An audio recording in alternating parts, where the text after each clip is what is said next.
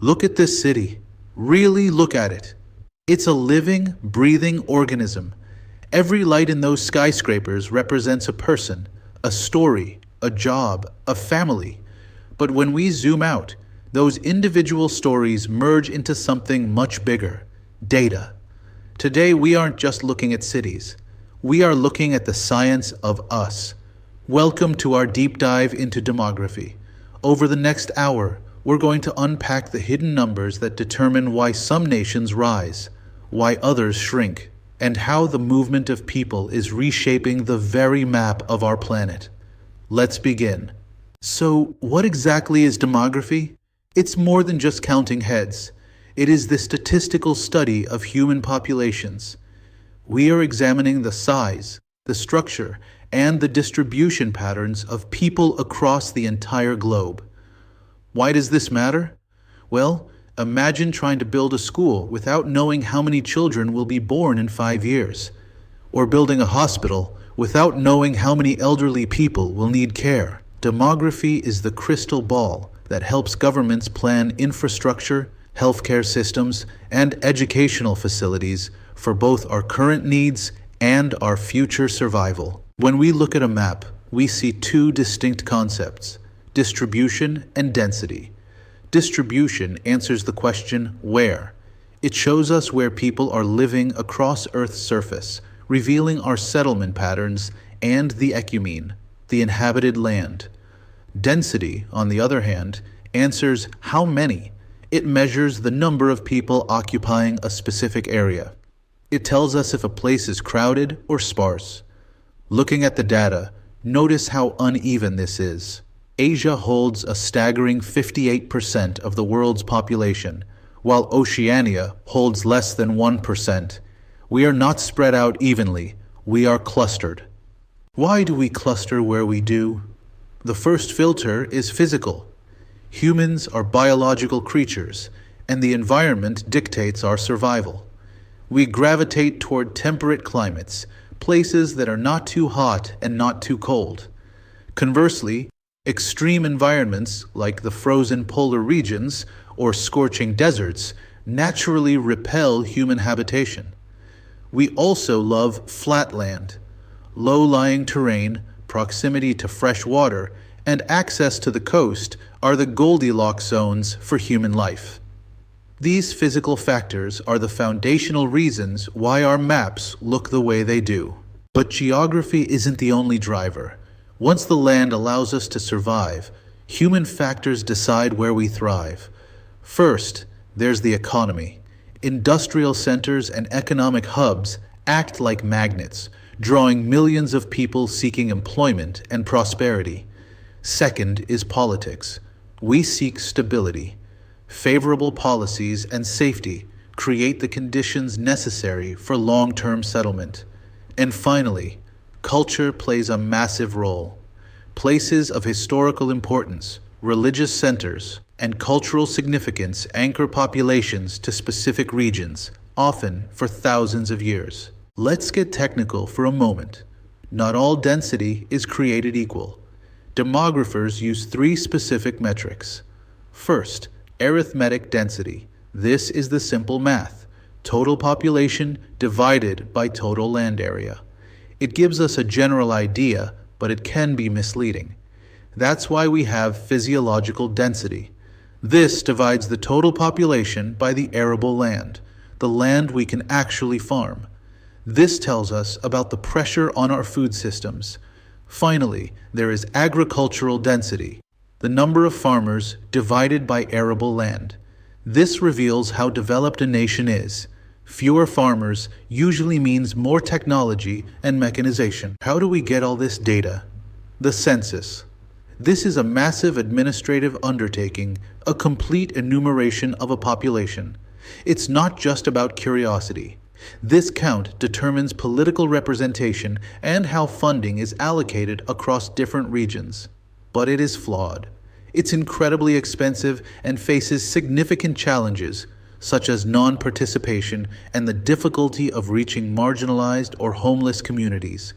Yet without it, the government is essentially flying blind. To understand if a population is growing or shrinking, We look at the vital statistics. We start with the crude birth rate, CBR, the number of live births per 1,000 people. We compare that against the crude death rate, CDR. When you subtract deaths from births, you get the natural increase rate, NIR, the percentage by which a population grows. But the most critical number might be the total fertility rate, TFR. Look at this graph. Since the 1960s, fertility rates have been dropping globally. Africa remains high, but regions like Europe and Asia are seeing dramatic declines. Let's zoom in on that total fertility rate. There is a magic number in demography, 2.1. This is the replacement level. It's the fertility rate needed to maintain a stable population without growth or decline. If a country is at 2.1, a couple replaces themselves. But look at the divide. Developed nations average a TFR of 1.6. They are shrinking and aging. Meanwhile, developing regions average a TFR of 4.3, indicating continued rapid population expansion. This gap creates two very different futures for our world. How fast is fast? Demographers use a mental math trick called the rule of 70 to calculate doubling time. The formula is simple. Take the number 70 and divide it by the natural increase rate. The result is the number of years it takes for a population to double in size. As growth rates lower, the doubling time extends dramatically. This reflects the demographic transition occurring in developed nations. We are slowing down, but because the base population is so huge, we are still adding millions of people every year. History follows a pattern known as the demographic transition model, DTM. Let's look at the early stages. Stage 1 describes pre-industrial societies. Here, both birth rates and death rates are extremely high. Disease and famine are common, so population growth is low and unstable. Then comes the revolution. Stage 2. Medicine improves. Sanitation arrives. Suddenly, death rates plummet. However, birth rates remain high because culture changes slower than technology. The result? An explosion of rapid population growth. This is where much of the world was in the 20th century. As societies modernize, they enter stage 3. Here, birth rates finally begin to fall. Why? Urbanization, access to contraception, and the empowerment of women. The population is still growing, but the pace slows significantly. Finally, we reach stage 4. This is the industrialized world. Low birth rates meet low death rates. We achieve zero population growth, ZPG. The population stabilizes. This is the current reality for countries like the USA, Canada, and much of Western Europe. But is there a stage 5? This is theoretical, but we are seeing it play out in real time. In stage 5, birth rates fall below death rates. The result is a natural population decline. Nations shrink. We see this today in Japan and parts of Eastern Europe. This brings a new set of problems, an aging population and a shrinking workforce to support them. It is the demographic crisis of the 21st century. The best way to visualize this data is the population pyramid. Let's look at a rapid growth pyramid, like this one from Nigeria in 2023. Notice the shape? It's a classic triangle. It has a massive, wide base. This indicates very high birth rates, lots of children. But look at the top. It's narrow. This indicates lower life expectancy. This shape is typical of developing nations in sub-Saharan Africa. It means the country has a huge young workforce coming, but also a massive dependency burden to educate and feed them. Now compare that to Germany. This is a stable or even constrictive pyramid.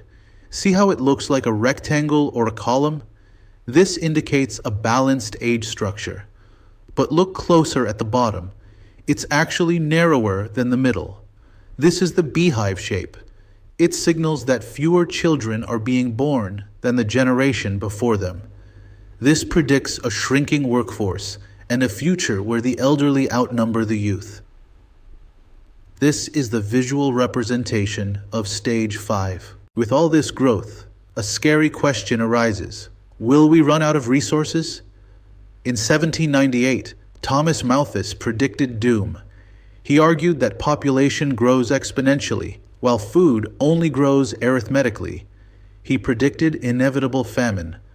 But he was wrong, so far. Enter Esther Bosrup in 1965. She countered Malthus, arguing that necessity is the mother of invention. She believed human innovation would develop new agricultural solutions to feed the growing masses. Today, neo-Malthusians are back, warning that while we might have food, we are running out of energy and fresh water. Populations don't just sit still, they move. This is migration. We need to distinguish between two terms. Emigration is exiting a country, while immigration is entering a new one. When we subtract the emigrants from the immigrants, we get net migration. For many wealthy nations today, net migration is the only thing keeping their populations from shrinking. It is the lifeblood of demographic stability in the developed world. Why do people leave their homes? It comes down to push and pull factors. Push factors are negative. They are the forces that drive people away. War, famine, political persecution, and unemployment. Pull factors are the positive magnets. They attract people to new destinations. The promise of jobs, safety, freedom, and better educational opportunities. Migration is essentially a calculation, a weighing of the push against the pull. Migration takes many forms. Most of it is voluntary migration, people choosing to move for economic gain or a better lifestyle.